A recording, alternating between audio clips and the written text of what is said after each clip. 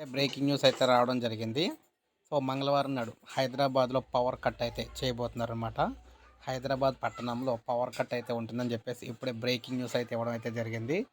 So Hyderabad నగరంలో మనం చూసుకున్నట్లయితే మంగళవారం ఉదయం నుంచే ఈ పవర్ కట్ అంటే పవర్ అయితే కట్ అయితే చేయబోతున్నారన్నమాట. చెట్టు కొమ్మలను కత్తిరించడం, ఫీడర్ నిర్వహణ పని కారణంగా పుప్పల్గూడ సబ్స్టేషన్ నుంచి సరఫరా అవుతున్న క్రింది ఫీడర్లో విద్యుత్ సరఫరా నిలిపివేస్తున్నట్లు అసిస్టెంట్ ఇంజనీర్ ఒక ప్రకటనలో అయితే తెలిపారు.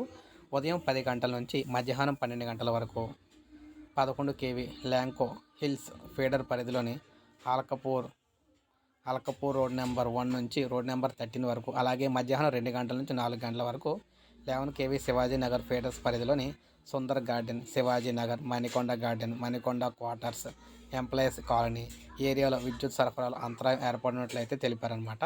సో ఈ విధంగా హైదరాబాద్లోని ఈ ఏరియాలో రేపు అని మనకి మంగళవారం నాడు పవర్ కట్ అయితే చేయబోతున్నారు. ఇప్పుడే మనకు అప్డేట్ అయితే వచ్చింది. ఒక లైక్ చేయండి, సబ్స్క్రైబ్ చేసుకోకపోతే మన ఛానల్ సబ్స్క్రైబ్ చేసుకొని ఫాలో